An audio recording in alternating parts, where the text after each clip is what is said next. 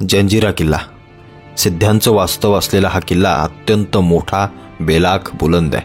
समुद्राच्या अगदी मधोमध चहूबाजूनी पाणी आहे. पण हा किल्ला कसा बांधला, त्याच्या मागचा इतिहास काय, नक्की कोण हे सिद्धी, या सगळ्या गोष्टी आपण व्हिडिओमध्ये पुढे पाहणारच आहोत. पण हा किल्ला सध्या महाराष्ट्रातलं एक मोठं पर्यटन स्थळ बनलं आहे. कारण मुंबई पुण्यासारखी शहरं याच्या अत्यंत जवळ आहेत. अलिबागसारखं एक बहुचर्चित असं एक पर्यटन स्थळ याच ठिकाणी असल्यामुळं इथं पर्यटक मोठ्या प्रमाणात येतात. हा किल्ला मोठा आहे, अत्यंत मोठा आहे. पण याला इतिहास जो काही आहे तो इतिहास ऐकताना तेवढासा रस वाटत नाही. कारण अनेक जण सांगतात की हा किल्ला मराठ्यांच्या आधिपत्याखाली कधी आलाच नाही. त्या सगळ्या गोष्टी आपण या व्हिडिओमध्ये पाहूयाच. हा किल्ला बांधकाम रचनेतून खरंच अद्भुत आहे. जोपर्यंत तुम्ही या किल्ल्याच्या जवळ जात नाही, बोटीतून जोपर्यंत तुम्ही त्याच्या जवळ पोहोचत नाही, तोपर्यंत या किल्ल्याचं मुख्य प्रवेशद्वार तुम्हाला दिसतच नाही. इतक्या विचारपूर्वक हा बांधलेला किल्ला आपल्याला पाहायला मिळतो. किल्ला अत्यंत मोठा आहे. ते बोटवाले तर 45 मिनटं फक्त सोडतात. 45 मिनटं तुम्हाला सांगतात की या किल्ला फिरून. 45 मिनटात माणूस किल्ला तरी काय फिरणार? त्याला फिरण्यासाठी मला असं वाटतं त्या बोटीतून उतरून आतमध्ये जाता जाताच त्याची 20-25 मिनटं तिथेच जातात. त्याच्यामुळे हा किल्ला नीट फिरता येत नाही. आणि नंतर का एकदा इथून ही बोट निघून गेली की परत 3-4 तास ते इकडे काय फिरकत नाहीत. आता ही बोट चालवणारी सगळी लोक देखील सिद्ध्यांचेच वंशज असं म्हणायला काहीही हरकत नाही. त्यांची दमदाटी, त्यांच्या सगळ्या गोष्टी, ते जाणून बुजून तुम्हाला गाईड करून तुमच्याकडनं पैसे घेतले जातात, त्या सगळ्या गोष्टी वेगळ्याच. त्याच्यामुळे या सगळ्या गोष्टी पाहता एक पर्यटक म्हणून जेव्हा तुम्ही इथं जाता तेव्हा तुम्हाला मनस्ताप झाल्याशिवाय राहत नाही. कारण इथं प्रत्येक ठिकाणांहून तुमच्याकडून पैसे घेतले जातात. या किल्ल्याच्या आतमध्ये भलं मोठं एक तळं आहे. आता ते खरंच आश्चर्याचीच गोष्ट आहे ना. आजूबाजूला सगळं खारं पाणी, मात्र मध्ये हे तळं पाहायला मिळतं. आणि त्या तळ्यात देखील अनेक मासे पाहायला मिळतात. तुम्ही अनेक जण जर गेले असाल तर तुम्ही ते पाहू शकता. किल्ला तसा मोठा आहे, अगदी भव्य आहे. इथली प्रत्येक वास्तू आजही तिचा ढाचा कुठे ना कुठेतरी आपल्याला पाहायला मिळतोच.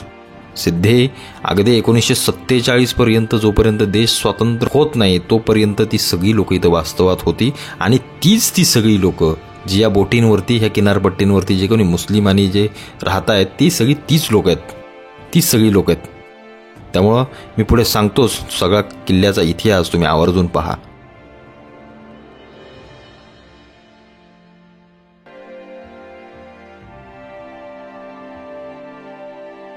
मित्रांनो, आता आपण आलोय किल्ल्यावरती. आपण तिथून बोटीने या किल्ल्यावरती आलो. हा जंजिरा किल्ला. या किल्ल्याचा इतिहास मित्रांनो सांगायचं झालं तर फार महत्त्वाचा आहे. आणि तो मराठ्यांशिवाय देखील पूर्ण होणार नाही. अनेक जण सांगतात की सिद्धीनं इथं वर्चस्व केलं, अगदी सिद्धी आत्ताच्या स्वातंत्र्य काळापर्यंत थांबला. पण तो सिद्धी का थांबला याला देखील मराठी कारण तेवढं लक्षात ठेवा. या किल्ल्याचा इतिहास आपण थोडक्यात जाणून घेऊया. या किल्ल्यावरती नाही सगळीकडे आपण फिरू शकत नाही, कारण अत्यंत मोठा किल्ला आहे. 22 एकरामध्ये पसरलेला किल्ला आहे. तिथून तुम्ही आल्यानंतर महादरवाजामध्ये आल्यानंतर तुम्हाला जे या सिद्ध्यांची जी काही चिन्ह दिसतात की ते सिद्धी सांगू इच्छित आहेत, त्यांनी जे काय हे कोरून ठेवलं आहे यातून ते सांगू इच्छित आहेत की हे आमचं राज्य आहे, आम्ही तुमच्यापेक्षा बलाढ्य आहोत आणि तुम्ही आमच्या पायाखाली आहात, अशा काहीशा खानाखुणा त्याला दर्शवायच्या असतील त्या सिद्ध्याला. पण एक महत्त्वाची गोष्ट इथं आल्यानंतर समजली की हा जो काही मेढेकोट आहे, हा मेढेकोट इथल्या कोळी लोकांचा आहे. इथं त्यांनी ओंडक्यावर ओंडके रचून हा मेढेकोट राम पाटील यांनी उभा केला. इथले कोळी बांधव होते, निजामाकडून परवानगी घेतली. आता हा राम पाटील जुमानत नाही आपल्या लोकांना, म्हणून तो कोण निजामाकडून तो पिरमखान इथं आला आणि त्यानं या राम पाटलाचा बंदोबस्त केला असा की त्याला दारू पाजली रात्रीच्या वेळेला त्याच्याशी मैत्री करून. आणि त्यानंतर या सगळ्या कोळी लोकांना मारण्यात आलं सैन्य घुसवून. आणि त्यानंतर इथं मला असं वाटतंय बुरान खानानं हा किल्ला बांधला. हा जो तुम्हाला जंजिरा किल्ला दिसतो हा बुरान खानानं बांधला. आणि त्यानंतर अंबर सिद्ध्यानं 1617 निजामाकडून एक स्वतंत्र सनद मिळवून घेतली आणि इथल्या एक जंजिरा हे स्वतंत्र त्याने एक राज्यच स्थापन केलं आणि सिद्ध्यांचा तो मूळ पुरुष. पण पुढे या सिद्ध्यांचा इतका उपद्रव वाढू लागला की छत्रपती शिवाजी महाराजांना माहिती होतं हे बाहेरून आलेली सगळी लोक या समुद्र किनाऱ्याला वेढतील आणि आपल्या स्वराज्याला हे संकट आहे मोठं, हे छत्रपती शिवाजी महाराजांना चांगलं माहिती होतं. पण आता या सिद्ध्याला नमवायचा कसा?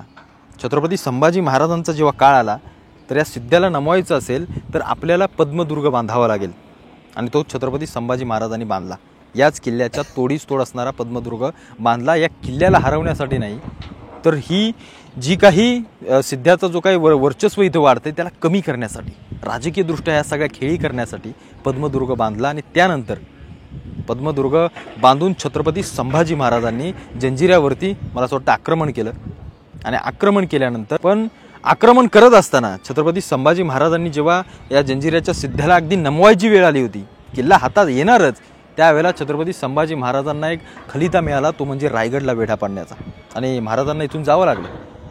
अनेक जण सांगतात की हा किल्ला अभेद्यच राहिला, कधी कोणाला जिंकताच आला नाही ना, मराठ्यांना कधी जिंकता आला। हे जे काही सो सेक्युलर वादाचे जे काही इतिहास करत त्यांनी सांगितलं, पण चिमाजी अप्पांनी हा किल्ला जिंकला, मराठ्यांच्या ताब्यात घेतला। फक्त एक गोष्ट केली ती म्हणजे सिद्ध्याला इथंच ठेवला, आपल्या आधिपत्याखाली हा किल्ला आला, सिद्ध्याला नमवला आणि तहामध्ये हा सिद्धी इथंच राहिला।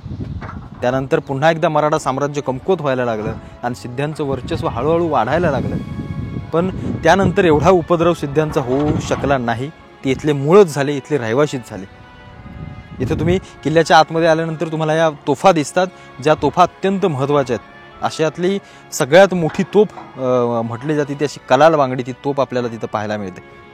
त्याच्यानंतर या किल्ल्यावरती तळी आहेत, अनेक राजवाडे आहेत जे आजही तशा पद्धतीनं सुस्थितीत आहेत। इथले जे काही तुम्ही बुरुज पाहताय, हे बुरुज देखील आज पाण्यानं जरी त्यांच्या दगडी पूर्णपणे झिजून गेले असतील तरी आजही ते बांधकाम सक्षमपणे उभं आहे हे म्हणायला काही हरकत नाही आहे। मध्ये या सुरुल खानाचा एक मोठा भव्य असा वाडा आहे, तो वाडा आजही थोड्याफार प्रमाणामध्ये दिसतो, त्याचे अवशेष आपल्याला पाहायला मिळतात। पण सगळ्यात महत्त्वाची गोष्ट ती म्हणजे या किल्ल्यावरती असणारी गोड्या पाण्याची तळी, जी आजूबाजूचा संपूर्ण खारा पाणी आहे आणि मध्येच ही गोड्या पाण्याची तळी, त्याच्यामुळे हे सिद्धी इथं तग काढू शकले, ठेवू शकले आणि त्याच्यामुळं त्यांना हा जंजिरा अत्यंत अनुकूल ठरला आणि म्हणून हे अगदी 1947 पर्यंत अगदी शासनानं खेचून घेईपर्यंत हे सगळे इथंच होते। या किल्ल्याचं एक गोष्ट सांगायची ती म्हणून मी इथं खास आलो आहे, ती म्हणजे मराठ्यांनी हा कधी किल्ला जिंकलाच नाही असं जे काही सांगितलं जातं आणि सिद्धी हा अजरामरच इथं राहिला असं काही नाही आहे। मराठ्यांनी या सगळ्या किल्ल्याला हातात घेतलं, फक्त त्यांनी वर्चस्व स्वतःचं दाखवलं नाही एवढंच मात्र खरं। छत्रपती संभाजी महाराजांना तो किल्ला कधीच जिंकता आला असता, कारण तुम्ही जर माझ्या मागे पाहाल तर ही किनारपट्टी आणि हा किल्ला काय मोठा अंतर नाही आहे। छत्रपती संभाजी महाराजांनी अगदी लाकडी दबदबे उभे करून या किल्ल्याला पूर्णपणे घेराव टाकला होता, मात्र या किल्ल्यावरती असणाऱ्या 550 तोफा मराठ्यांना पुढे सरकू देणार आणि छत्रपती संभाजी महाराजांना इथून लगोलग सैन्य घेऊन रायगडाला जावं लागलं। त्यामुळं इथला सिद्धी पुढे तसाच डोकं वर करून राहिला, पण चिमाजी अप्पांनी त्याचं डोकं ठेचलं आणि सांगून दिलं की जोपर्यंत मराठेशाही या भूमीवरती आहे तोपर्यंत असले सिद्धी आणि असले हापशीन कोण कोण येतील त्यांना आम्ही खपवून घेणार नाही। मित्रांनो, या किल्ल्यांवरती येत असताना मी तुम्हाला वारंवार सांगतो की इथे येणारे पर्यटक इतके काही निर्लज्ज पर्यटक आहेत, अत्यंत निर्लज्ज, ज्यांना कशाचंही भान नाही आहे की फक्त या अवलादी या मुंबई पुण्यासारख्या शहरांमधून 1-2 दिवस इथं काढायचा म्हणून मौज मजा करायसाठी येतात। यांना खरोखर या कुठल्याही गोष्टी म्हणजे या जंजिऱ्याचं सोडा, अहो आपल्या चांगल्या मी मागच आत्ता प्रतापगडचं उदाहरण दिलं, त्या देखील किल्ल्यांचं की त्या वास्तूंचं या लोकांना काहीही पडलेलं नाही। ही सगळी उडाण टप्पू करणारी सगळी लोक फक्त मौज मजान आईशो आराम करायला इथे येतात। त्यांच्यावरती कटाक्षानं सरकारनं लक्ष ठेवावं। काही पुरातत्व खात्याचे 25-25 रुपये घेताय ना, नाही कुणाच्या खिशात जाते आम्हाला माहीत नाही असं समजू नका। या सगळ्या गोष्टी जर तुम्हाला इथं सुरक्षा आणि जर या सगळ्या गोष्टी देखरेख करण्यासाठी जर तुम्ही वापरत नसाल तर हे पैसे जात आहेत कुठं, हा प्रश्न प्रत्येकाला आपल्यासारख्या सामान्य माणसाला पडतो। या तोफा अशाच पडलेल्या आहेत। त्याच्यानंतर आता ठीक आहे, अनेक जण म्हणतील मराठ्यांचा किल्ला नाही, मरोत तिकडं जाओ तिकडं, पण नाही, हा मराठ्यांचा जाज्वल्य इतिहास सांगणारा एक अत्यंत महत्त्वाची वास्तू आहे, एवढं फक्त लक्षात ठेवा। तुम्हाला कसा वाटला हा व्हिडिओ मला आवर्जून कळवा। नाही मी सगळीकडे फिरू शकलो कारण इथं वेळ अगदी 45 मिनिटं दिला जातो, त्यानंतर पुन्हा या बोटी तिकडे घेऊन जातात असो। त्याच्यामुळे संपूर्ण किल्ला फिरायचा असेल तर अवश्य या आणि हा इतिहास प्रत्येकापर्यंत पोहोचवा आणि सांगून द्या की जंजिरा जो किल्ला आहे जो सिद्ध्यांचा, तो मराठ्यांनी देखील हातात घेतला होता।